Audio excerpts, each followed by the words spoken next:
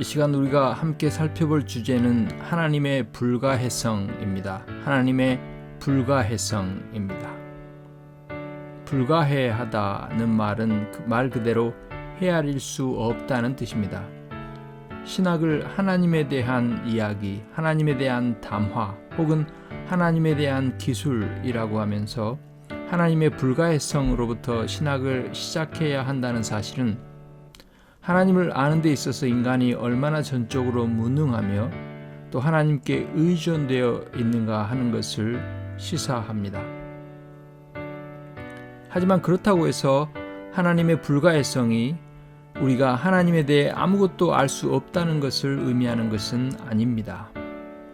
감사하게도 우리 하나님은 피조물인 인간에게 자기를 나타내시기를 기뻐하시는 선하신 하나님이시기 때문입니다. 자기를 알므로 자신의 복됨과 선하심에 참여하게 하기를 기뻐하시는 하나님이기 때문입니다.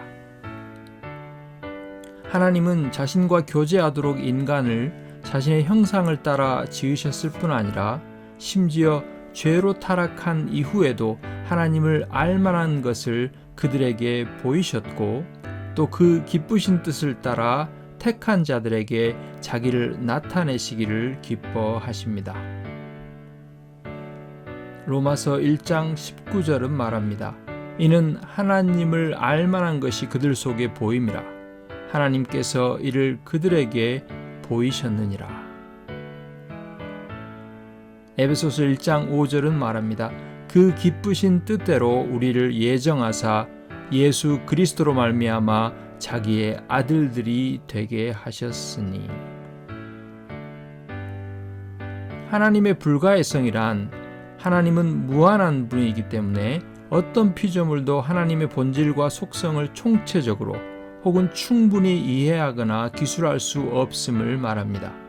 하나님의 신성은 피조물의 어떤 언어로도 충분히 묘사되거나 기술되거나 이해될 수 없습니다. 어떤 것을 안다고 할 때 그것은 그 대상의 시작과 존재, 본질적이고 비본질적인 속성 모두를 아는 것을 말합니다.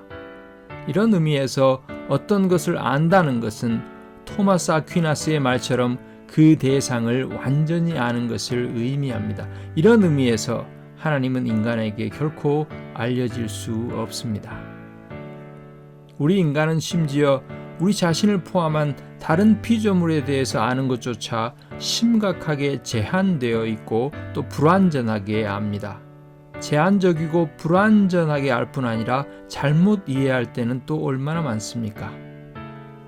그러니 하물며 하나님의 본체에 대해서는 더 말해서 무엇하겠습니까? 피조물인 우리가 가졌다고 하는 하나님에 대해 가진 지식이라는 것은 부분적이고 불완전할 뿐입니다. 이런 의미에서 하나님은 인간에게 전혀 불가해 합니다. 욥기 11장 7절이 그것을 아름답게 고백하고 있습니다. 내가 하나님의 오묘함을 어찌 능히 측량하며 전능자를 어찌 능히 완전히 알겠느냐. 아멘. 앞에서도 약간 언급했지만 인간에게 있는 하나님에 대한 본질적인 불가해성은 하나님의 신적인 본성에 어떤 결함이나 불완전함이 있어서가 아닙니다. 또한 하나님이 일부러 자신을 숨겨서 알지 못하게 하시기 때문도 아닙니다. 물론 성경을 보면 하나님은 자신을 일부러 알지 못하게 하시기도 합니다. 하지만 지금 우리가 말하는 하나님의 불가해성이란 그런 인격적이고 의지적인 행위의 결과로서가 아닌 인간이 본질적으로 가지고 있는 하나님에 대한 존재적인 불가해성을 말하고 있습니다. 하나님이 피조물에게 불가해한 것은 하나님이 가까이 가지 못할 빛에 거하시기 때문입니다.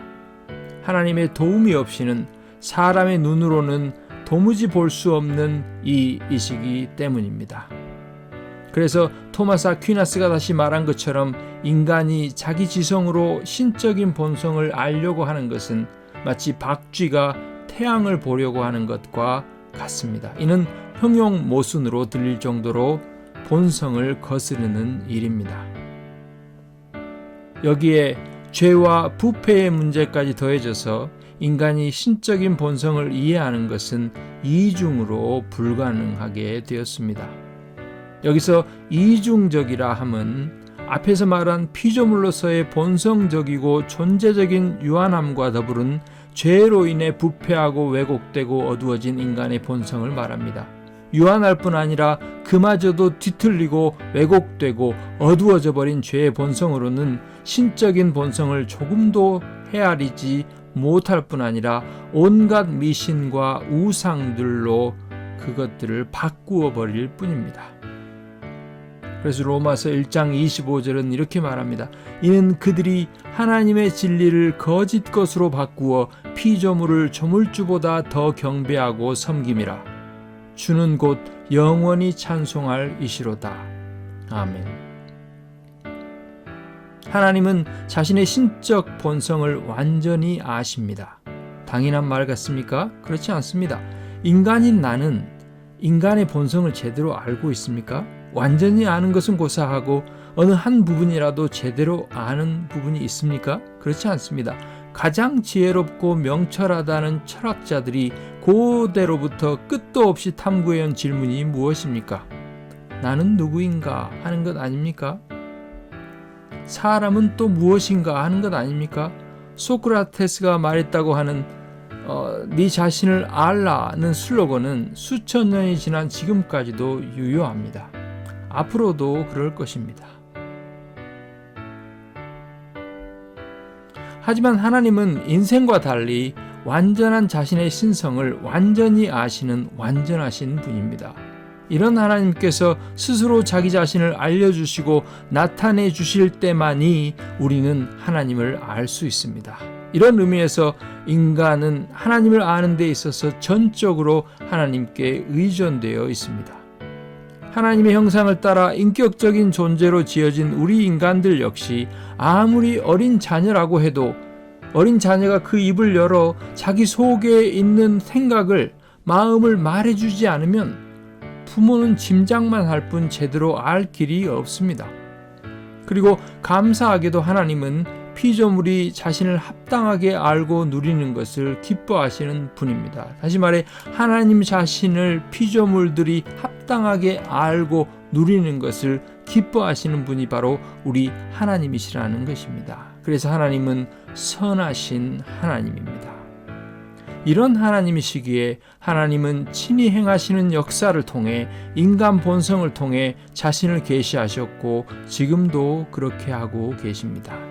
그리고 이는 사람으로 혹 하나님을 더듬어 찾아 발견하게 하려 하심이라고 친히 말씀하십니다. 사도행전 17장 27절에서 사도 바울이 아덴에서 설교한 한 말씀을 들어보십시오. 이는 사람으로 혹 하나님을 더듬어 찾아 발견하게 하려 하심이로되 그는 우리 각 사람에게서 멀리 계시지 아니하도다. 아멘. 그러나 앞에서 말한 것처럼 이렇게 하나님을 알만한 것이 천지 만물을 통해 분명히 드러나고 그 속에서도 증거함에도 불구하고 부패하고 어두워진 마음으로 인간은 하나님의 이런 진리를 억누르고 왜곡할 뿐입니다. 하나님을 찾기는커녕 오히려 하나님의 영광을 금수와 버러지의 형상으로 바꾸어 버렸습니다. 하지만 하나님은 이렇게 소망 없이 하나님의 원수로 행하는 우리를 그대로 내버려 두지 않으셨습니다.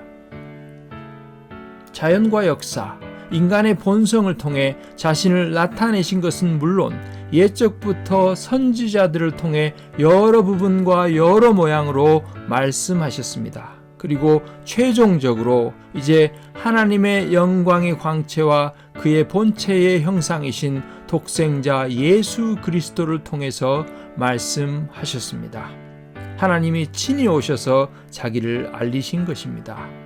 그리고 하늘로 승천하신 지금은 성령께서 영감하신 성경 말씀을 통해 우리에게 말씀하십니다.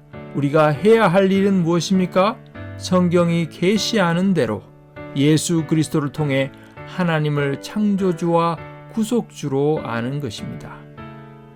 예수님은 이것이 바로 영생이라고 합니다. 참으로 영생은 하나님을 선포하기 위해 세상에 오신 예수 그리스도와 그를 보내신 하나님 아버지를 아는 것입니다.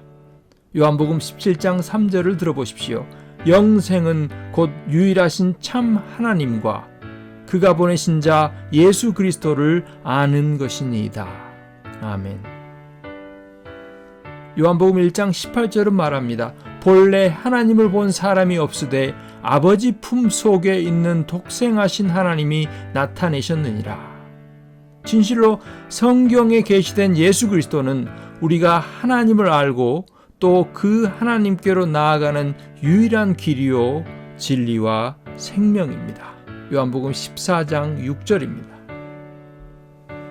성경을 통해 말씀하시고 성경이 말씀하시는 예수 그리스도가 아니고는 하나님을 아버지로 알 자도 하나님께로 나아갈 자도 없습니다. 디모데후서 3장 15절을 들어보십시오.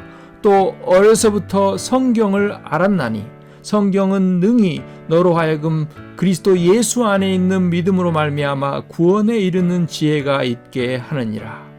이 지혜는 다름 아닌 아버지 품속에 있는 독생하신 하나님 예수 그리스도입니다. 아멘.